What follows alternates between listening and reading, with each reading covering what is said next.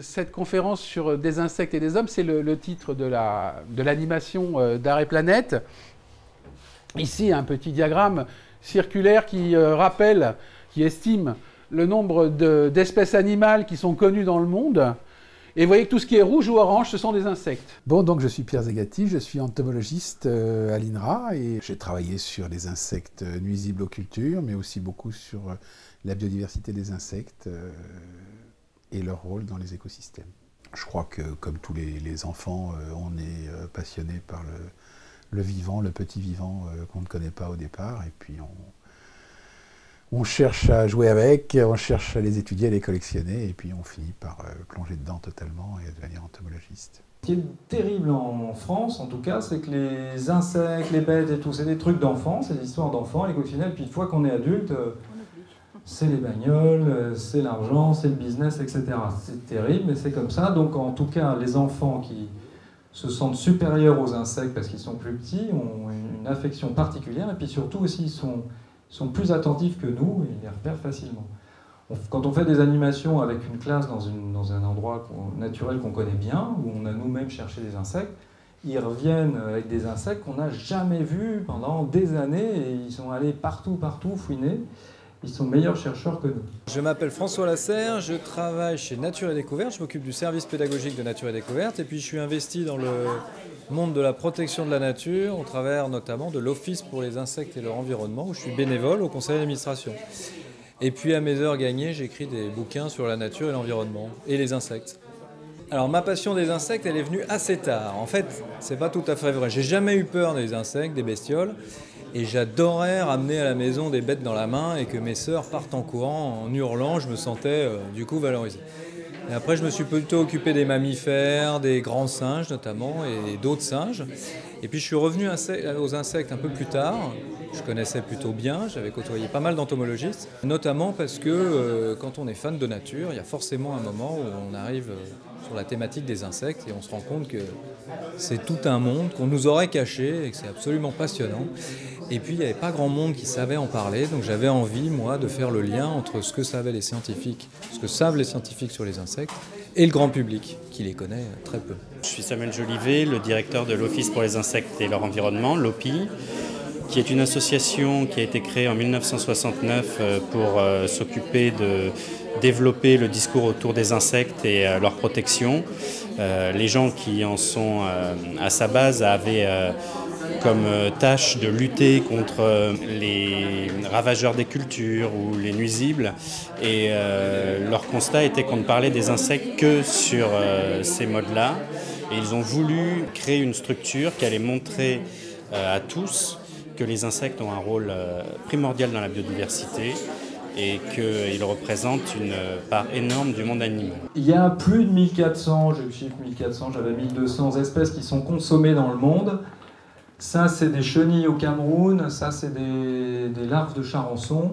Il y a un nombre incroyable d'hommes et de femmes qui mangent sur Terre, qui mangent des insectes. Alors, l'insecte à croquer vous en parlera plus. Là, les teneurs en protéines sont bien plus fortes chez les insectes qu'un poulet élevé en batterie. Et puis, ça, c'est une photo que j'ai retrouvée c'est une boîte. Alors maintenant, ça y est, on recommence à trouver des boîtes comme insectes à croquer, mais il n'y a pas longtemps, c'était impossible de trouver des insectes à manger. Et ça, c'est une boîte qui date des années 50. C'était chez Ediar. Il y avait des chenilles qui viennent du Mexique, je crois. Cette boîte venait du Mexique. Et ça se trouvait chez Ediar dans les années 50. En fait, les insectes, on a arrêté d'en manger il n'y a pas si longtemps que ça à l'échelle humaine. Les Romains en mangeaient. Il y a encore des recettes à base de chenilles au XVIIIe siècle. Enfin, vous en parlerez mieux que moi. Bref, on a arrêté d'en manger pour plein de raisons. On est moins écolo, on les a associés à la crasse. Vous imaginez, quand il y avait les tas d'ordures au Moyen-Âge, il y avait des blattes partout. Bref, on a fini par les associer vraiment à la crasse. En tout cas, il y a plein d'hommes qui continuent à manger des insectes. C'est une des solutions d'avenir. On parle du steak d'avenir, etc., etc. Je vous invite tous à déguster ces trucs-là. Je vous rappelle que vous mangez des bulots gluants à la mayonnaise, des moules, des huîtres, des trucs absolument immondes. Non, il y en a même qui n'en mangent pas, bravo. Vous mangez des crevettes qui sont des arthropodes comme des petites bêtes avec des pattes articulées comme les insectes. Vous leur enlevez la carapace et tout, ça ne vous gêne pas du tout. Donc je vous invite à goûter les insectes, c'est exactement comme des crustacés et c'est juste une question de culture. Voilà ce qu'on peut manger. Vous avez certainement déjà eu l'occasion d'entendre parler de ces choses-là. Voilà, c'est une magnifique raclette traditionnelle savoyarde, puisque la FFPD est basée à Chambéry. Et vous voyez ici des petites larves de ténébrions. Je suis Olivier Bourgeois, je suis le secrétaire de la Fédération française des producteurs, distributeurs, importateurs d'insectes. Donc on cherche avant tout à aider nos membres à développer leurs activités, à promouvoir l'activité. On a aussi la possibilité, et on le fait, de communiquer auprès du grand public, également auprès des élus et des médias, et également auprès des gouvernants, qu'il s'agisse des ministères ou même des dirigeants des gouvernements. Pourquoi est-ce qu'on parle de ça aujourd'hui? Pourquoi est-ce qu'on parle d'insectes? Il faut remettre le contexte dans les choses. On sait que la population mondiale évolue. Le premier milliard d'humains était à peu près aux alentours de 1800, c'était il y a longtemps. Puis ça s'est mis à augmenter beaucoup. La question est de savoir si on ira vers très beaucoup, un peu beaucoup ou juste beaucoup. Mais dans tous les cas, on est de plus en plus nombreux. Les sources de protéines animales correspondent à des modes de production qui ne sont pas durables actuellement. L'élevage traditionnel n'est pas durable pour nourrir toute la planète. Et l'insecte, lui, par contre, pourrait avoir ce critère de développement durable qui correspond au niveau des protéines animales. Mais il n'y a pas que ça.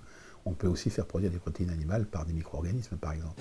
Est-ce que c'est l'alimentation du futur? En tout cas, je le souhaite. Moi, par exemple, je suis végétarien, mais je mange des insectes parce que d'un point de vue environnemental, manger des insectes élevés dans un petit espace de façon écologique, c'est bien moins perturbateur que d'élever des bovins sur des hectares et des hectares, ou des cochons en batterie, ou des poulets en batterie, évidemment.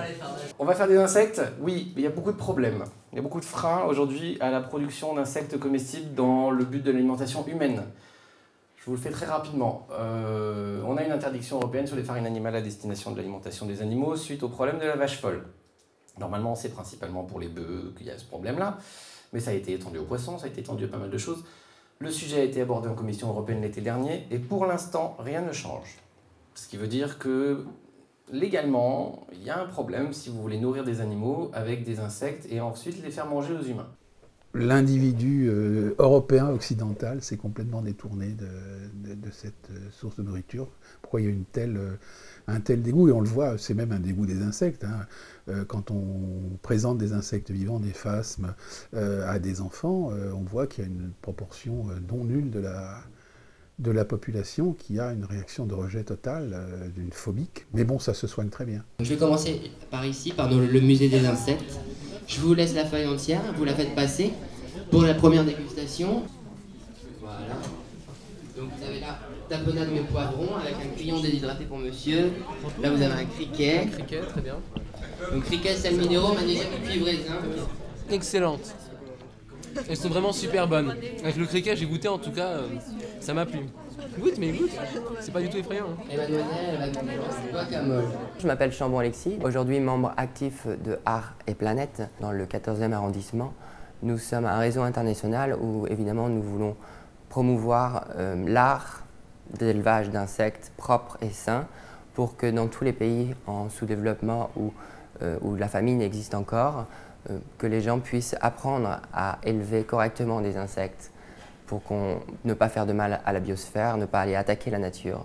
Nous sommes encore évidemment dans l'élevage, pourquoi pas international, et un échange culturel ensuite. Pour moi, c'était très très difficile la première fois, donc, mais maintenant, moi aussi je suis anglais, oui, donc pour moi, les escargots, c'est plus difficile que les insectes maintenant. Ah ben moi je les aime beaucoup, et puis sa présentation est sympathique, elle est ludique, elle est sympa quoi. Donc, mais c'est vrai que nous on connaît, on pratique depuis déjà longtemps. On a passé le cap, après il reste que le goût et c'est bon, en goût c'est bon. Tous les desséchés ils étaient bons, mais sinon j'ai pas goûté ce vivant. Ah bah c'est très bon. C'est bon en fait, la première fois que j'en mange et c'est super bon. Ouais. Et une fois qu'on passe l'appréhension en fait, voilà, ça vient naturellement. C'est super bon. Ah, c'est bon. C'est très bon. Hein. Et par contre je conseille les verres pas grillés. Ah, c'est pas grave, je trouve ça très bon. Un petit goût de noisette. Le mélange est excellent.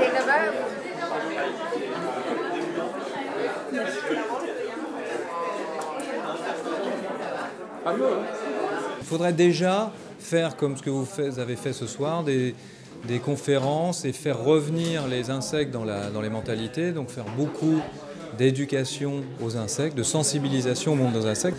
Il faudrait qu'il y en ait plus partout, il faudrait qu'on remette les insectes dans la liste des aliments que l'on peut consommer. Du coup, on pourrait voir dans n'importe quel magasin bio, ce serait plutôt les magasins bio à mon avis qui mettraient des insectes petit à petit dans leur magasin, et peut-être que ça reviendrait. Mais dans un pays qui est très à cheval sur le culinaire, comme la France, ça va être, et pas très écolo, ça va être assez difficile. Franchement, je ne pense pas que l'homme occidental mangera des insectes sous forme insecte. Je pense qu'il mangera des aliments à base de farine d'insectes, de la même façon qu'aujourd'hui on mange des steaks à base de soja et qui n'ont plus d'aspect ou de consistance grand rapport avec le soja dont ils sont issus. Et c'est totalement admis.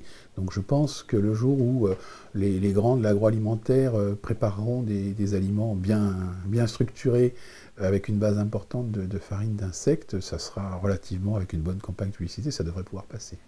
Est-ce que consommer des insectes permet leur protection? C'est une bonne question. À mon avis, oui. Parce que plus on les connaît, plus on en a peur. Donc si ça fait partie de notre alimentation, regardez, les gens adorent les oiseaux et se gavent de poulet tous les midis. Donc en tout cas, c'est pas incompatible. Merci.